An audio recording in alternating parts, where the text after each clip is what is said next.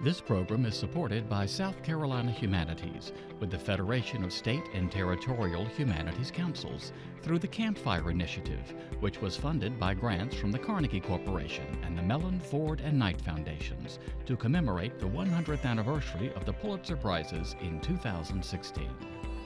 From the Jazz Age to the Digital Age, Pulitzer Prize winners in South Carolina, celebrating Pulitzer novelist Julia Peterkin.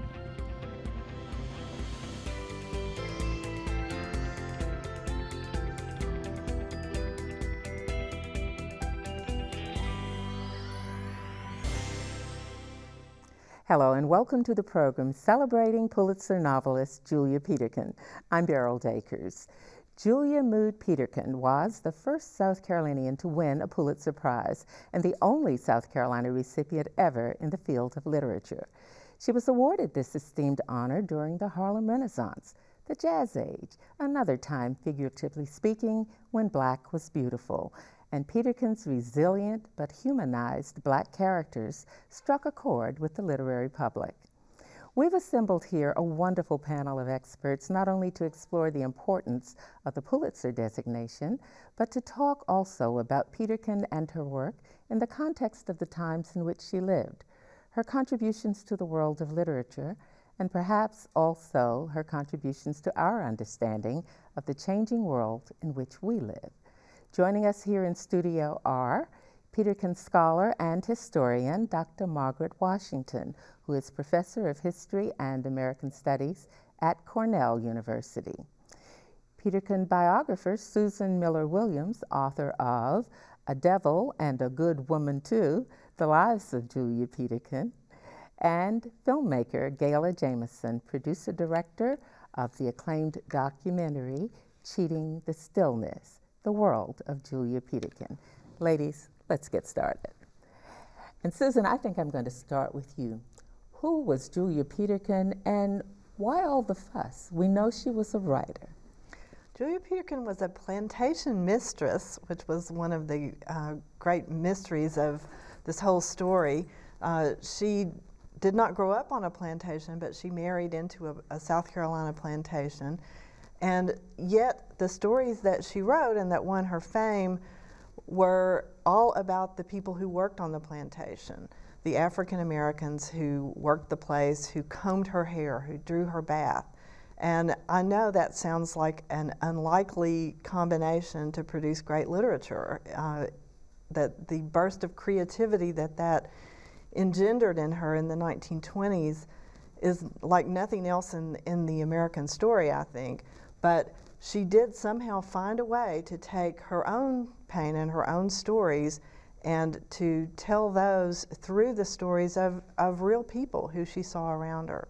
She had a great ear, she had a great eye, and she did not even start trying to write about any of it until she was 40 years old. I'm a little confused now. Are you suggesting that her stories, which were about these Black people on the plantation, of which she was mistress, were somehow autobiographical?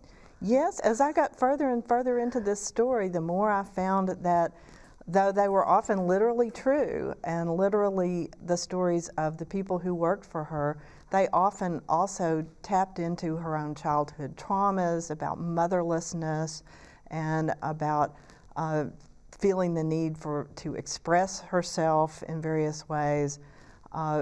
In almost every one of these very powerful stories, she was in fact tapping into her own autobiography and her own pain. Margaret, why the historian angle? Why would a historian be interested in a South Carolina writer from the 1920s and 30s? Well, I became interested in Julia Peterkin because I was writing about South Carolina. I was writing about the history of the African Americans of South Carolina, the Gullah people. And I ran across Roll Jordan Roll, which actually is one of the last pieces that she wrote. And it's not actually a novel, it is the companion for a group of photographs that were taken by her friend Doris Ullman. But that sparked my interest in her as a writer because, frankly, when I read Roll Jordan Roll, I presumed that she was black. It was only, I was writing my dissertation, it was only after I had finished the dissertation and decided that I would read more about her, and I read Black April, that I realized from something else I read that she was a white woman. I became really fascinated with her. She was a South Carolinian, for one thing. She was a plantation mistress for another, and yet she was writing about African Americans on her 500-person plus plantation with an amazing sensitivity and sensibility to the point where I, as an African American and as a historian, did not know that she was white. So that was the beginning of my interest in her. That was even before Scarlett's Sister Mary. I read that later. The fact that she was a white woman and that she was writing much of this in dialect and that she was writing about the Gullah people seems to be a major crux of interest in her, that this was a departure from the norm. Well, certainly, I think so. I had read other works about Gullah people by whites, Ambrose Gonzalez, and they were essentially stereotypes. So, and that was really why I did not realize, it just simply didn't occur to me that she was not African American, because I had read other materials, and it was pretty easy to determine, even DuBose Hayward early on, it was pretty easy to determine that they were not African Americans, and with her it was quite different. So Peterkin, as far as I know, was really the first South Carolinian who wrote about African Americans, although lots of South Carolinians were writing about African Americans, primarily white. She was the first person who really wrote as though it was humanity, and she was telling the story, and she was a wonderful storyteller as well. And the graphic descriptions of the scenery and all of that was spectacular. But it was really the humanness with which she wrote about the people surrounding her that was so different from what other writers had written. And the fact that you talk about the humanness does not necessarily mean that they were positive characters or that what they did was all that good. It's that she talked about them in very complex, a different way. Very complex, yeah. And it's not just South Carolina writers, it's American writers. Yeah. In fact, one of the early reviews of Black April, I believe, said, "This is the first novel in English of the Negro as a human being." And you look at that and you think, my goodness, what a long way we've come. But it was true. Mm-hmm. It was literally true. Mostly African Americans were servants if they appeared in literature at all, or they were stereotyped. They were comic characters. We've had so many incredible writers since who have written about African Americans in their own communities that we lose track of that. But she was a pathbreaker. It's also the case that at the time she was writing in the 1920s, as a lot of people at the time who were in literature noted African Americans, there had not been a novel written by an African American. And, you know, Hurston was yet to come. County Cullen was yet to come. The guy Howard who Thurman. wrote Home to Harlem, who was it? Claude McKay, had not yet written. And so, you know, she was a precursor to the African American writers who would become novelists during the same period, but later. And so that was also something that made her stand out. And she sort of creates a white readership for those writers, too. She creates an audience who is willing to look at the lives of African Americans as serious literature. Well, let's talk a little bit about the fact that she was also going against the grain, not just in her portrayal, but the fact that she was a woman writer who wrote about passion, and she wrote gruesomely, she wrote accurately, but she also was a little pushy. She wasn't the reserved Southern dame that we had come to expect. Well, she was more than a little pushy. That's putting it gently. She pushed a lot of buttons. And of course, Scarlett's sister Mary pushed every button imaginable. But you know, it was that point in American history when women were pushing buttons. And they were receiving a lot of negative comments about it as well. And so she was jumping into the fire by doing this. It was a time of, it was called the Roaring Twenties, of course. And she was pushing buttons. Aside from writing about African Americans, she was writing about a liberated black woman, and liberated in an unconventional way. I mean, this was not someone who became liberated by, you know, talking back to her husband. This was a woman who became liberated because her husband left her and she decided to live the way she wanted to live, which was outside of the church. Everything that she did was against convention. And in a way, as is brought out, I think, eloquently and in a very probing way in the biography, it's also against Julia Peterkin's own social set. And so she's pushing all kinds of buttons in this novel. And this liberated woman, who was modeled after the person she considered her best friend on the plantation, was in some way speaking, you think, Julia's thoughts, her minds, her search for liberation? Absolutely, absolutely. She gave Mary the strength and the courage and the audacity that she herself had, but could not always express without stirring up negativity in her own social set. I think Julia Peterkin was a really, she was torn. She wanted to be Scarlett's sister Mary in a way, but there was always the restraint of family and social mores that she moved a little bit towards breaking, but would always sort of retreat. I always think of the great story, one of the early stories called Cutting a Mouth, which is literally about a baby which is born without a mouth, and they have to figure out who can cut it a mouth, so because it can't live without a mouth. It can't cry, but it also can't eat. And it's one of the gruesome stories that you're talking about, where she would reveal things that white Southerners would much have preferred to keep under wraps. But I think that's a metaphor for what she was doing. I think she felt that she had to cut herself a mouth in order to say things that her family didn't want her to say, and that she really, for a while, and she didn't start writing until she was 40, but and she stopped by the time she was 60. But for a while, she really felt she had to get all of those things said. And there was always that push-pull. I don't think she was ever entirely comfortable pushing people's buttons, though she learned to make a game of it and to enjoy it.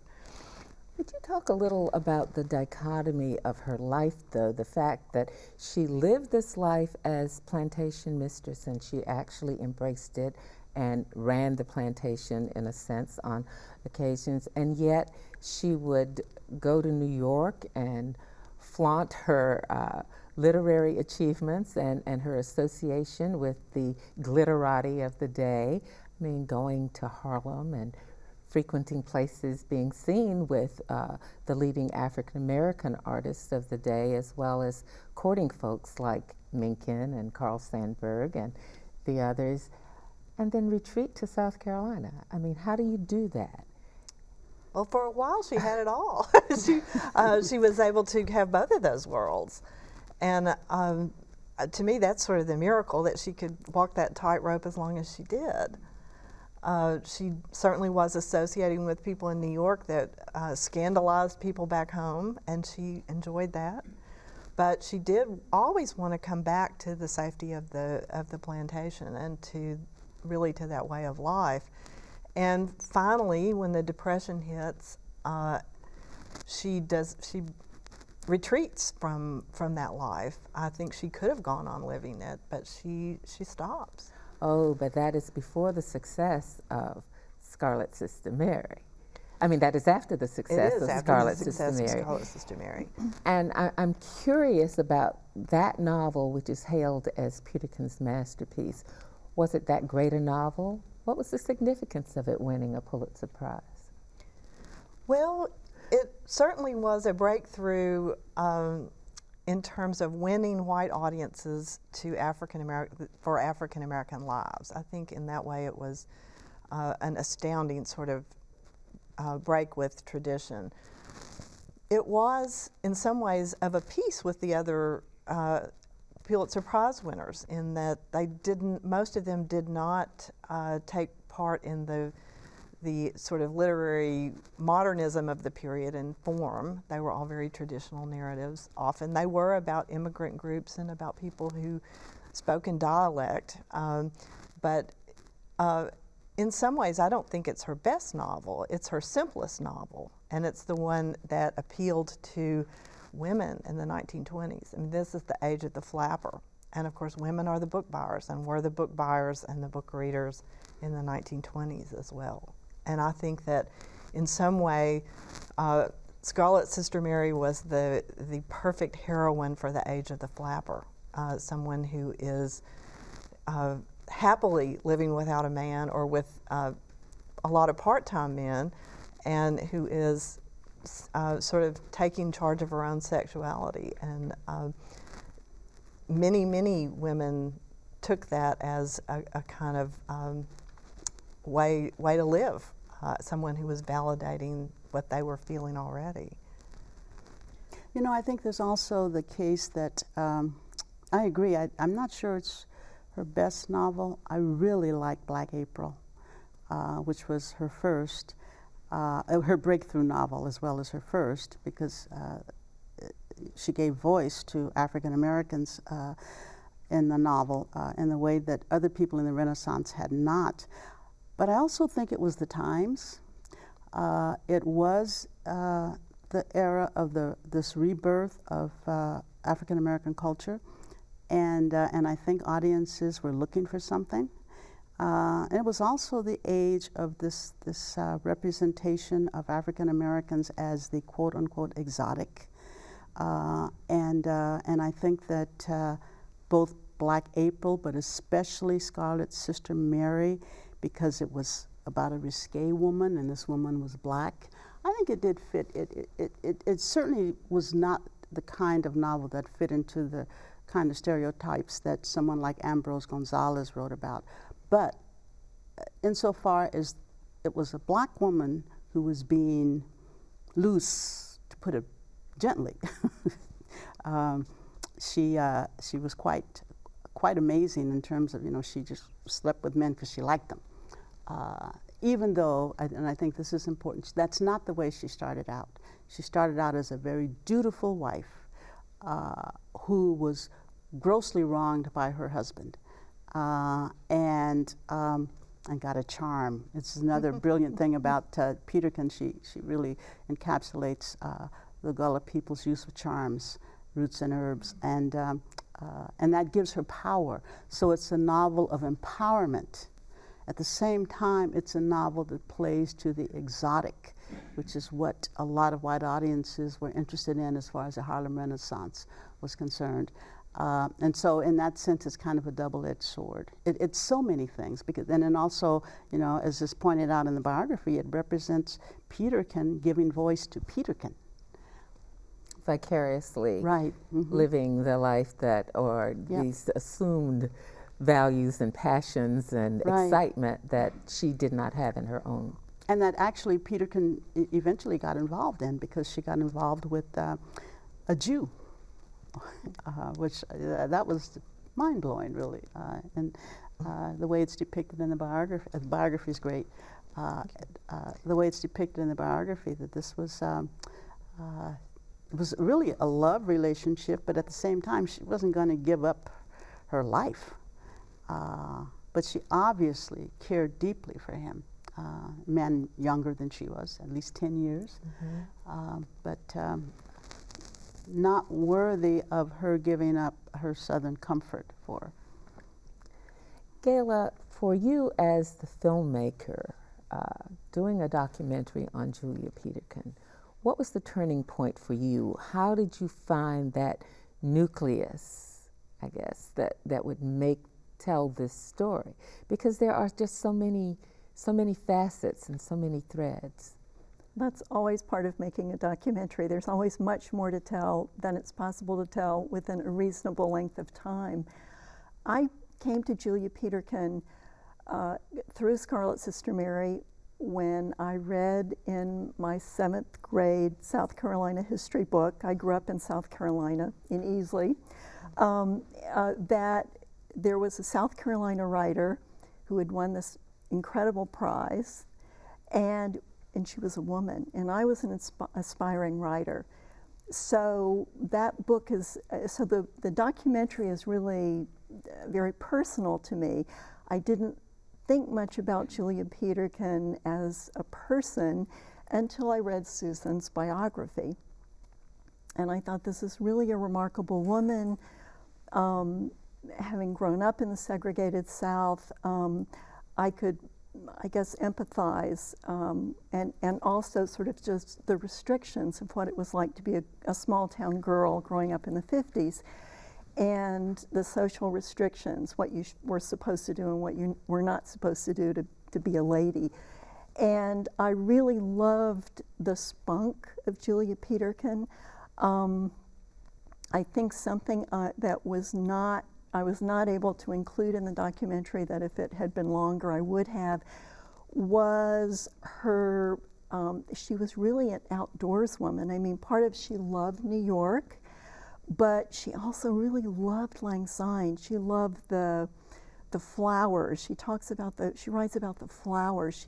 She rode horses. She went hunting. There is one archival photograph that I remember, and it is the most unflattering photograph of Julia Peterkin, but she's got this huge smile on her face, and she's got this riding outfit on that's pretty funky. And she's got the dogs, and she's got the rifle, and she just looks like she's in her glory. You see other photographs of her, and she is very well dressed, always stylish. So yes, it was really, I think the film was really based on Susan's book, the biography, because that's what introduced me to Julia Peterkin as a person. Well, we only have about 3 minutes left, believe it or not, so I'm going to throw this at all of you, and that is, we talk about her wonderful writing style and her economy of words, but the lushness of the descriptions and things like that, but we don't seem to remember that Peterkin initially apparently was not a good writer. I mean, the fact that I think she flunked out of Columbia College, the fact that she said she had her sister do her papers when she was in school, and the fact that she literally hounded these other writers to teach her to write. So is that sort of a suggestion that writing is a learned craft that she mastered, and do we really think that she was as brilliant as all of these subjective analyses seem to suggest? Well, she even took a correspondence course. And I do think that all writing is learned and craft is learned. She learned it incredibly quickly when she set her mind to it. She was obviously a great storyteller before that, but most people you hear about who become writers have started writing when they were 16 years old and have wanted to do it forever.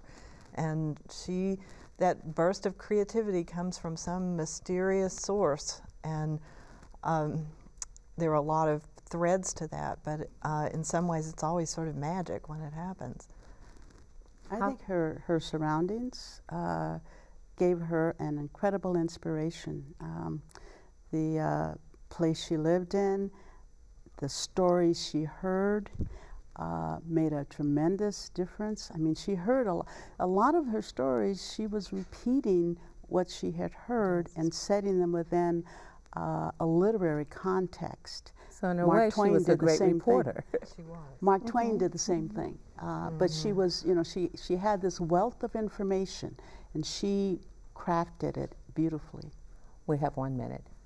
How best to celebrate Julia Peterkin? The Read her Pulitzer books. Prize. Yes, read her books. She's an incredible writer. She's one of the Yeah. great American voices. Yeah, Absolutely. she's well worth reading. And perhaps we can bring her back to the prominence of her heyday. That would be great. She deserves it. She does deserve it. Just a titillating look and start into the life of Julia Peterkin. We hope that you will take the advice of our experts and read her books and learn about this amazing novelist who won the 1929 Pulitzer Prize for Literature, who's from right here in South Carolina. Thank you so much for joining us. I'm Beryl Dakers.